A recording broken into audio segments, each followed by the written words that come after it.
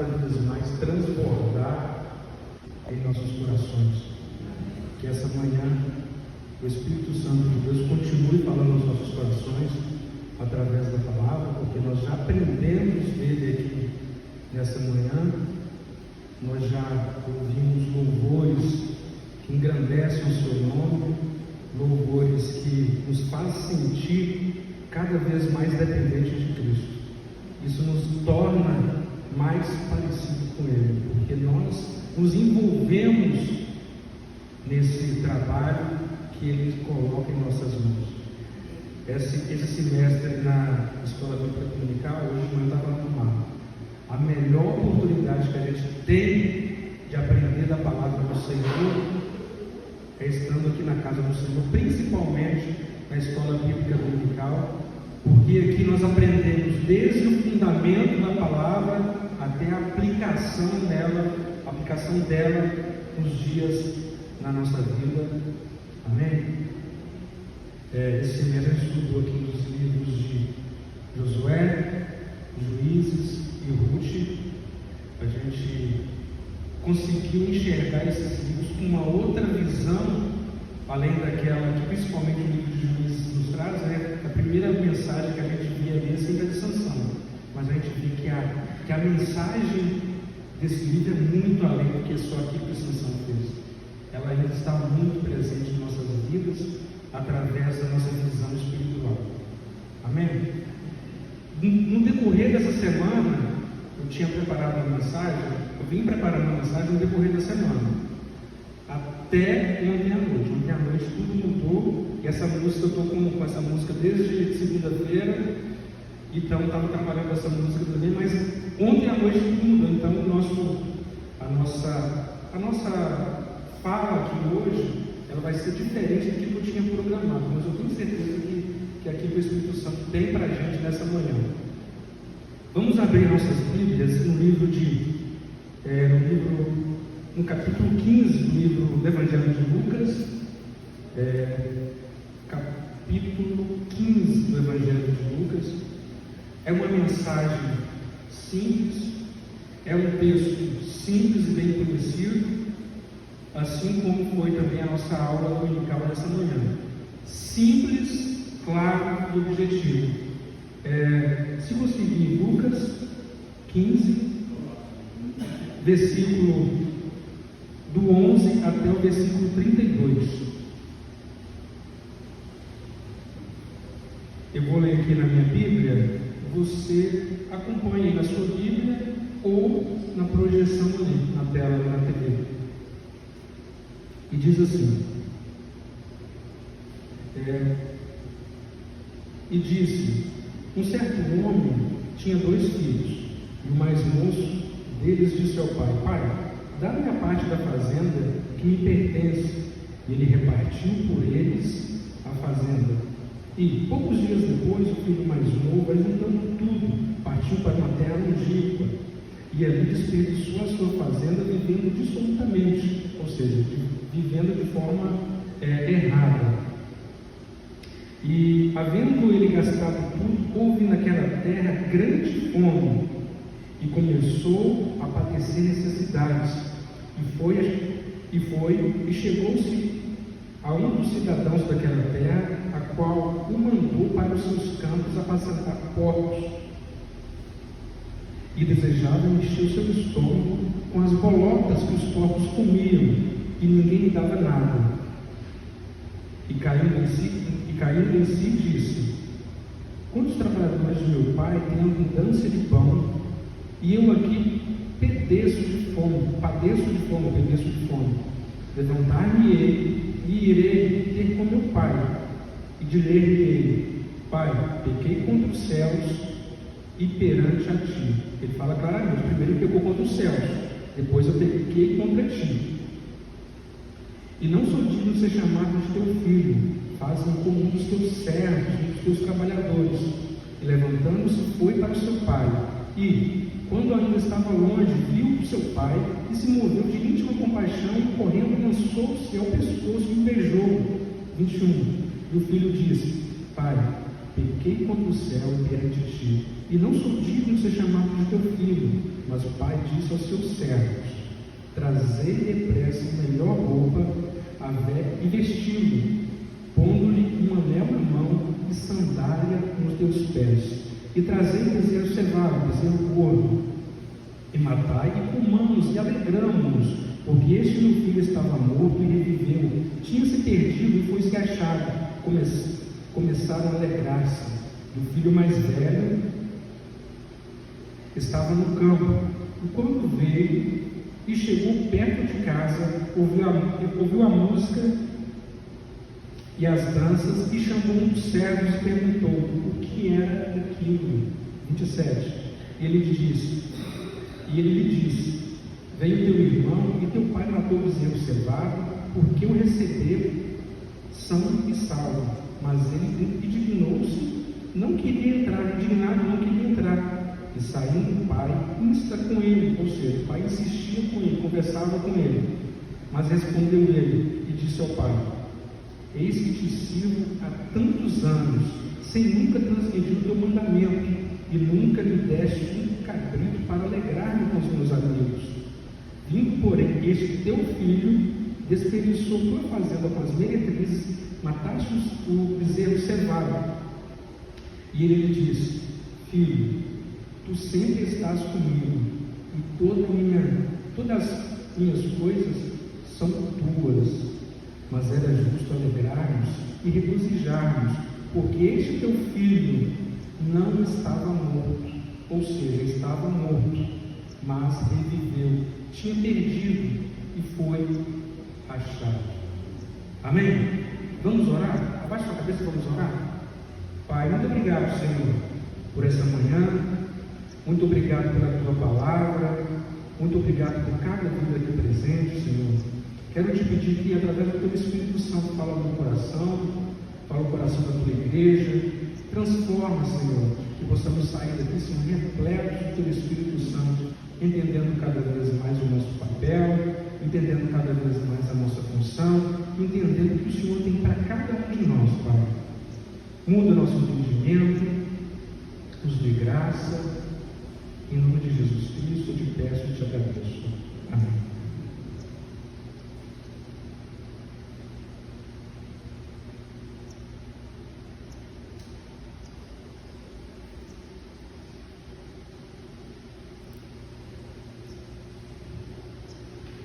Irmãos,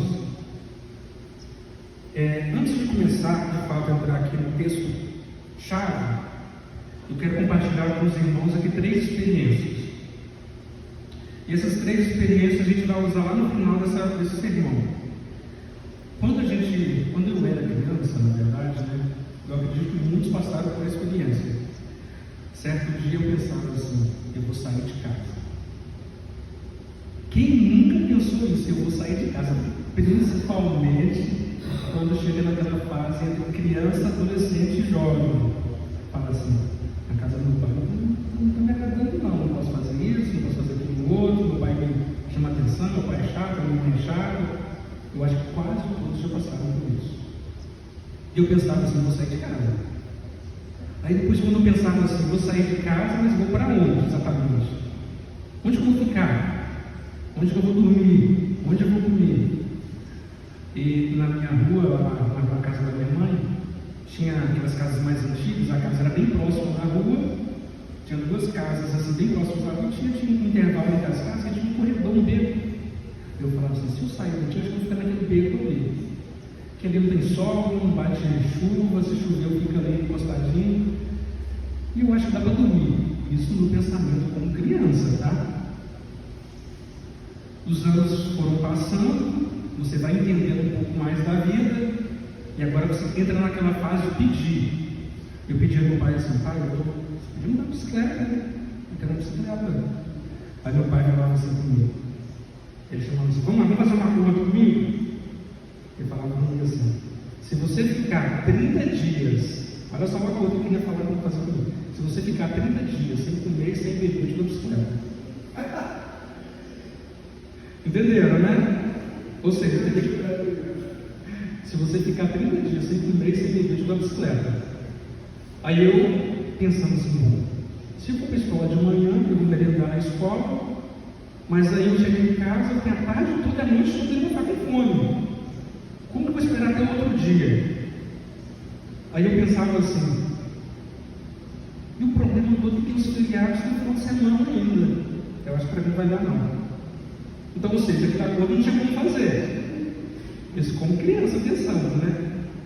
Igor, nosso filho, quando tinha em torno de 7 anos de idade, um dia ele chegou perto da gente e falou assim, falou com a mãe dele assim, quer saber de uma coisa? Eu vou embora daqui. 7 anos de idade, Igor. Mais ou menos 7 anos, não sei se tinha 7 anos, era por aí, 7 anos de idade. Quem conhece o Igor aqui? Alguém conhece o Igor? Poucas pessoas conhecem, hoje ele está com 23. E ele pegou, sei lá, uma sacolinha, saiu para a rua, abriu o portão, foi lá para a caixinha, ficou ligando um tempo ali. A mãe dele saiu e volta, e ele falou assim: oi mãe, estou aqui. A mãe pegou ele pela orelha, levou para casa. Eu acho que não está tão legal, não, acho que não está pior, não, só puxou a orelha só. 7 anos de idade, porque eu saí de casa. Aonde que eu quero chegar com esses 3 exemplos? Vamos lá. O texto aqui nos diz o seguinte: o texto nos diz sobre um filho mais jovem e um filho mais adulto, mais velho. Não se diz claramente qual a idade desses filhos, mas diz que esse pai tinha 2 filhos, uma parábola de Jesus Cristo. É o próprio Jesus Cristo contando essa história, uma parábola. E quando Jesus contava a parábola, não era para aquelas pessoas que estavam ali de fato entender imediatamente, mas depois ele explicaria essas parábolas para aquelas pessoas ali, qual o sentido daquilo. E depois que a gente começa a estudar então a parábola, a gente entende que não se fala de fato do filho mais velho e muito menos do filho mais jovem. A parábola diz a respeito do pai. O pai tinha 2 filhos. Um teoricamente estava com ele. O outro foi para uma terra distante e gastou tudo que tinha. Então a parábola diz então do amor do pai para com aquele filho que saiu ali das suas terras, da sua fazenda, volta teoricamente arrependido, que quando ele estava lá tinha acabado todo o dinheiro. Fala aqui a passagem que havia grande fome ali naquela terra. E essa fome veio atingir esse rapaz que perdeu todos os recursos que então ele tinha. E esse rapaz então procura alguém para querer um emprego. Procura um emprego. E esse emprego ele consegue cuidar de porcos. A gente entende que na cultura do judeu, cuidar de porcos seria a pior profissão que poderia ter na época, porque era uma profissão que se considerava o porco como um animal imundo. E a Bíblia diz aqui, que o sentido do texto aqui, que o filho, ele desejou comer a comida que os porcos comiam. O texto não fala que ele comeu, ele fala que ele desejou. E quando ele desejou, ele caiu em si e pensou: pequei contra o céu, primeiro pequei contra o céu, depois eu pequei contra o meu pai. Vou mudar tudo que eu fiz aqui, vou voltar à casa do meu pai, conversar com ele e falar com ele assim: pai, pequei contra o céu, pequei contra o Senhor. Me aceite de volta, não como filho, mas como trabalhador, como servo, como escravo.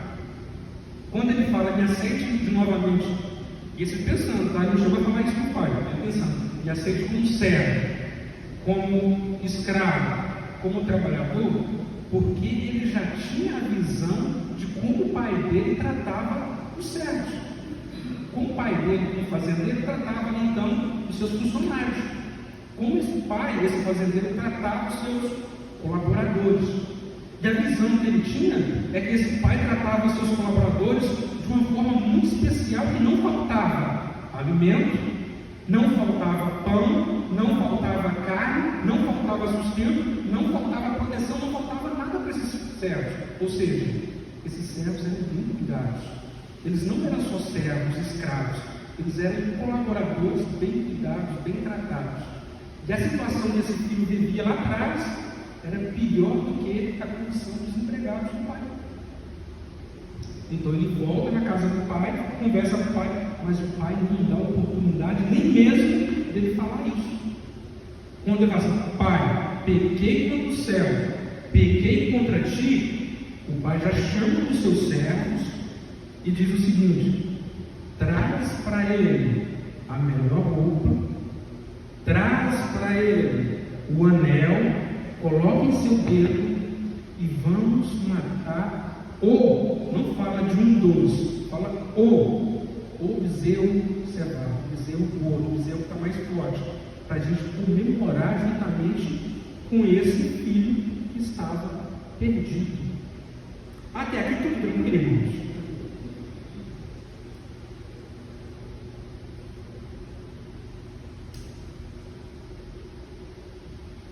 Lembra que eu falei que os exemplos que eu dei no início, a gente usar aí agora? Quando você sai de casa, do seu pai, você precisa andar com as suas próprias pernas. Só que quando você precisa andar com as suas próprias pernas, automaticamente dá a entender que você já foi ensinado a andar com as próprias pernas. Ou seja, você vai sair, andar, progredir e buscar o sustento da sua família, e assim vai, buscar excelência em tudo que você fizer. Correto? Você vai então entrar no mercado de trabalho, você vai virar um trabalhador. Um trabalhador, agora eu me falo agora nessa mensagem. Eu quero falar agora de 3 tipos de trabalhadores que a gente pode usar como uma aplicação a partir dessa parábola. 3 tipos de trabalhadores. Nós vemos aqui que o pai tinha um filho jovem, saiu de casa e por tudo. O filho mais velho que estava no campo trabalhando, ou seja, era um trabalhador, e tinha os empregados, os servos, que estavam ali trabalhando, ajudando esse fazendeiro. Quero falar de 3 tipos de trabalhadores. O primeiro tipo de trabalhador que eu quero falar é aquele trabalhador que de fato não quer trabalhar. Todo mundo já viu isso. O camarada quer um emprego, mas ele não quer trabalhar, ele não quer compromisso, ele não quer assumir as responsabilidades dos seus atos, ele não quer fazer nada, ele não quer assumir responsabilidades. E aqui diz então que na casa do pai, ali na fazenda, cada um tinha a sua responsabilidade. Então o primeiro tipo é aquele que não quer responsabilidade. Tranquilo? Então esse a gente não precisa falar muito. Segundo tipo de trabalhador que a gente vê como exemplo aqui dessa parábola: quem trabalha, mas não contempla o que está ao seu redor. É aquele trabalhador que trabalha, mas não consegue contemplar toda a existência do ecossistema do trabalho em si que está ao seu redor. Então estamos falando do segundo tipo de trabalhador. É aquele que não contempla nada, né, ao seu redor. Ele acha que a recompensa dele exatamente é aqui na terra. É como se fosse aquele segundo filho lá. Ele só quer saber de trabalhar, mas não vê nada que acontece à sua volta. Não vê que o seu irmão estava perdido, teoricamente morto, volta para a casa do pai. Ele não vê isso. Ele só coloca na visão dele ali: eu estou aqui trabalhando dia e noite, o Senhor me deu um cabrito para eu comemorar com os meus amigos. Então é aquele que trabalha, mas não consegue usufruir daquilo que Deus coloca na mão dele. Então o trabalho que a gente percebe aqui, que muitas pessoas acham que o trabalho, quando você faz qualquer tipo de trabalho, seja ele, como eu falo, na casa do Senhor ou não, é uma barganha com Deus. Deus não está procurando ninguém para trocar nada. O nosso trabalho não é troca. Deus chama aquela pessoa para fazer as coisas para o reino, não para recompensar a própria pessoa. Então, quando a pessoa tem um entendimento que eu vou trabalhar para Deus, mas eu vou ter recompensa, automaticamente esse valor, esse trabalho não está sendo recompensado. vai ser igual o filho mais velho. Vai trabalhar, vai trabalhar, vai trabalhar e nada chegará na conclusão de nada. Ou seja, esse trabalho não ajuda muito. Correto? Até agora tranquilo? Sobre o segundo tipo de trabalhador? Então a gente vê aqui que esse segundo tipo de trabalhador tem muitas coisas que a gente precisa entender. Quando a gente vê aqui que lá no versículo 17 e versículo 18 diz o seguinte, ó: e caindo em si, disse: quantos trabalhadores de meu pai têm abundância de pão, e eu aqui pereço de fome. Levantar-me-ei e irei ter com meu pai e direi, falarei com ele: pai, pequei contra o céu, pequei contra ti. Ou seja, trabalhador, servo do Senhor, não precisa ter compromisso com ele. Não precisa ter compromisso com ele. Errou, volta atrás. Juscelino Kubitschek fala assim: não tem compromisso com ele. Se eu errei, eu vou pedir desculpa, vou tentar consertar isso e vamos avançar. No reino de Deus é a mesma coisa. Se errarmos, porque somos falhos e somos propícios ao erro, o nosso Pai, Ele é amoroso. Voltarmos, reconhecermos o nosso erro e falaremos com o Senhor: Senhor, errei. Não sou digno mais de ser considerado seu filho. Assim como fez o jovem aqui. E faz como um dos seus trabalhadores. E o Pai, Ele é bom. Ele trata o seu trabalhador de forma justa, de forma honesta, de forma pacífica, sem explorar. Ele sabe o limite que cada um tem. Então o Pai sabe o que exigir daquele filho.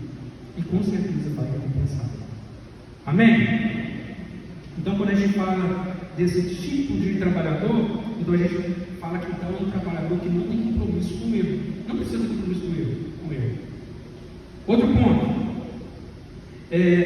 Muitas vezes acontece o trabalhador está sempre preocupado em ver aquilo que ele não conseguiu alcançar. Preste atenção. Às vezes ele fica preocupado com aquilo que ele não tem. Não tem. E esquece de valorizar aquilo que ele conquistou.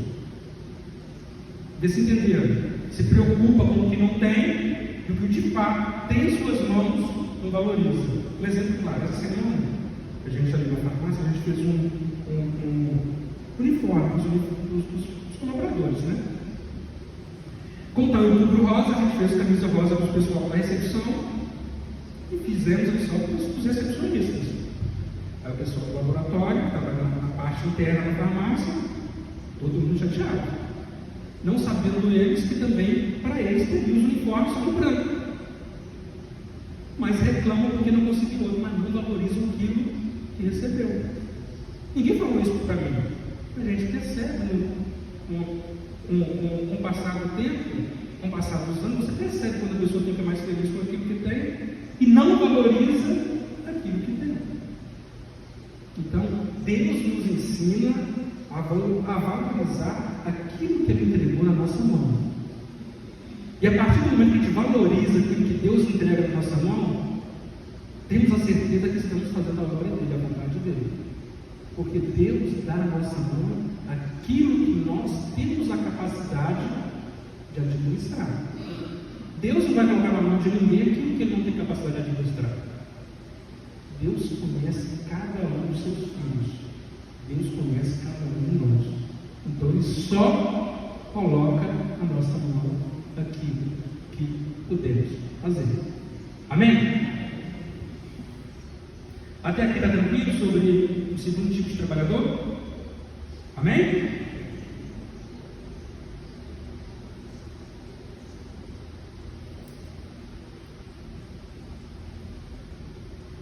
Agora a gente vai falar sobre o terceiro tipo de trabalhador.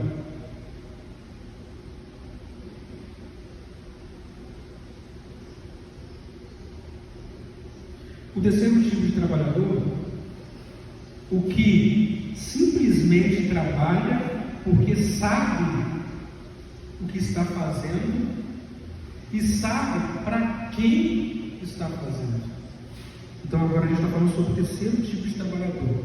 aquele que simplesmente entendeu o que ele tem que fazer e ele sabe para quem ele está fazendo. Ou seja, o terceiro tipo de trabalhador, ele conhece quem de fato é o seu Senhor. Ele sabe o que o seu Senhor espera dele. E ele faz aquilo que o seu Senhor pediu de forma excelente. Amém? Vamos ver os exemplos. O servo, lá no versículo 26, esse servo aqui, ele diz assim: e chamando um dos servos, perguntou-lhe que era aquele. O versículo 26 aqui, um dos servos, no caso o filho mais velho, que também é autoridade ali naquela fazenda, chama um dos servos e pergunta o que está acontecendo. O servo vai, o servo chega até ele e explica: olha quem chegou ali, gente, o Igor. Ei, Igor, olha quem conhece o Igor ali, ó. E então, esse terceiro tipo de trabalhador, ele entende de forma muito clara que ele é o servo ali. Alguém chama, ele está prestativo, ele está atento a que o seu Senhor está chamando. Um pouco antes, quando o filho mais jovem chega, retorna. Quando o filho começa a falar com o pai, o fazendeiro já fala: vá e busca o anel, a sandália, a melhor roupa e coloca nesse filho.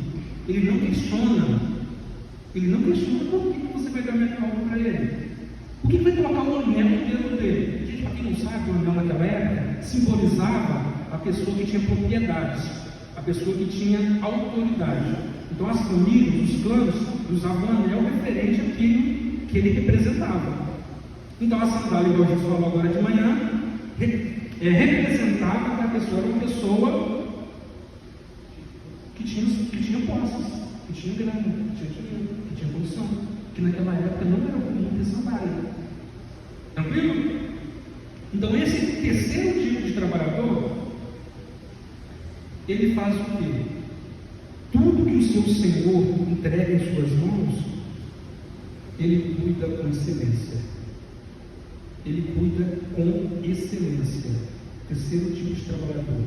O que é cuidar com excelência? É fazer com perfeição? Não, porque nós não somos perfeitos. Quando eu tenho um filho, eu vou buscar fazer o melhor na educação dele. Quando eu trabalho numa empresa, eu vou fazer com que essa empresa cresça, que o meu patrão seja bem sucedido. Quando eu monto a minha empresa, eu procuro fazer com que os meus colaboradores sejam bem tratados, tenham uma condição boa de trabalho. Quando eu sou casado, meu cônjuge, eu vou tratar como a pessoa mais especial na minha vida, porque faz parte de mim. Ou seja, eu e meu cônjuge somos uma pessoa só. Quando as pessoas te verem lá na rua, eles vão entender de fato que você é um servo de Deus, porque você representa o reino de Deus aqui, porque você faz com excelência aquilo que ele entrega em suas mãos. O terceiro tipo de trabalhador, aquilo que ele colocar a mão para fazer, ele vai ser abençoado. Porque o Senhor o abençoa, porque ele está representando um reino, ele está representando um Cristo que morreu para dar direito a todos se salvarem. Então, que tipo de trabalhador é esse? É o tipo de trabalhador que Deus quer que eu, que você sejamos. Que façamos aquilo com excelência, mas não é aquilo que eu quero que eu faça, que eu quero fazer, mas sim aquilo que o Senhor nos ordenar. A partir daí, então, eu vou fazer tudo aquilo da melhor forma possível, buscando então me agradar, para que eu seja reconhecido? Não, para que o Senhor seja reconhecido. Amém? Então, quando a gente vê esse terceiro tipo de trabalhador aqui, a gente vê o seguinte, a gente vê que o Espírito Santo do Senhor, quando ele aposta das pessoas, e ele chega ao ponto de servo, ele vai fazer as coisas com excelência. Ele não vai retroceder. A história que igual diz a música, quando os vikings, por exemplo, igual a gente viu aqui na música, quando eles queriam conquistar um povo, eles queimavam os seus barcos para não ter a possibilidade de retornar. Ou seja, o nosso objetivo aqui hoje é vencer ou vencer. Nós não temos a possibilidade de retroceder. Nós não temos a possibilidade de voltar atrás. Nós não temos a possibilidade de ir lá e gastar tudo que o Senhor colocou nas nossas mãos. Precisamos fazer com excelência, porque não estou fazendo para mim, estou fazendo o Senhor. Então, quando eu faço com excelência, não tem possibilidade de voltar atrás. Ou seja, queimou o barco, ou é vencer, ou é vencer. E eu te digo o seguinte: vai vencer, porque em cima desses trabalhadores, ao lado desses trabalhadores, ao redor desses trabalhadores, embaixo desses trabalhadores, tem alguém mais forte, tem um general mais forte, alguém que quer que essa vitória aconteça, porque o nosso nome não precisa ser glorificado, mas para que o nome dele seja glorificado aqui na terra. Ou seja, independente de qualquer coisa, voltar atrás jamais. Gastar aquilo de forma errada que Ele colocou nas nossas mãos, jamais. Fazer a nossa vontade, jamais. Agora, buscar a vontade do Pai. Servir. O melhor trabalho que tem, não é o melhor trabalho que está aqui na frente, o melhor trabalho é servir. Eu não preciso servir a Deus simplesmente estando aqui na frente ou limpando a igreja. Eu posso servir a igreja, servir a Deus onde eu estiver. Eu posso servir a Deus com a minha vida, com as minhas atitudes. Eu posso servir a Deus ajudando o meu irmão. Eu posso servir a Deus com os meus recursos. Eu posso servir a Deus com os meus talentos. Eu posso servir a Deus da maneira que Ele colocar em nossas mãos. Então a mensagem para a gente nessa manhã é o seguinte: qual tipo de trabalhador eu desejo ser?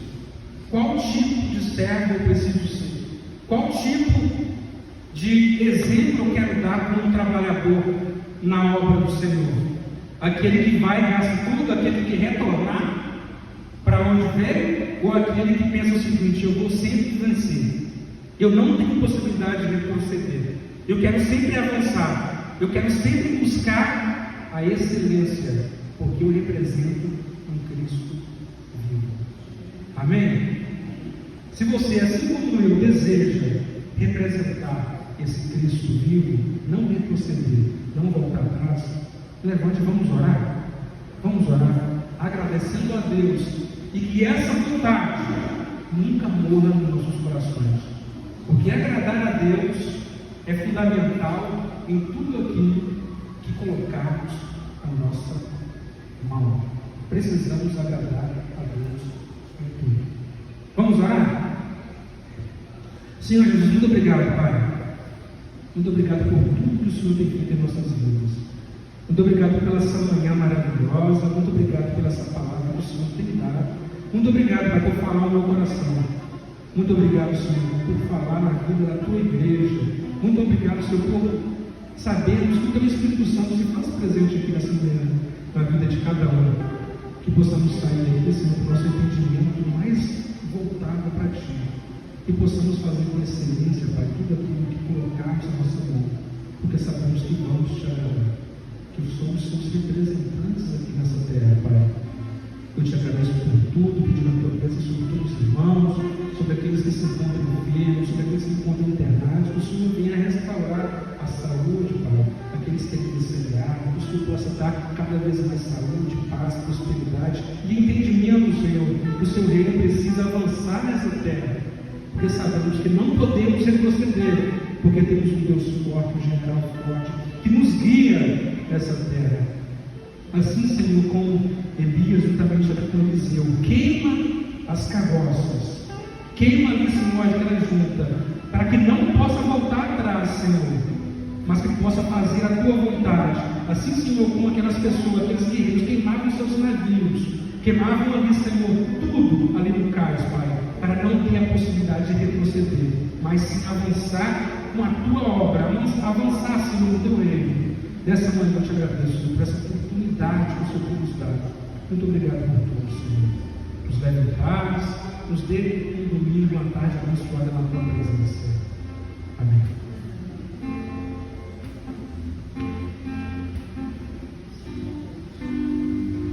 Nessa manhã, nosso culto está terminado. Uma oração silenciosa. Você pode fazer sua oração silenciosa. E uma boa tarde, um bom domingo, está cedo ainda. Dá para a gente almoçar com nossas famílias e vamos desfrutar desse momento com nossa família. Tudo aquilo que você pegar para fazer, lembre, eu quero fazer com excelência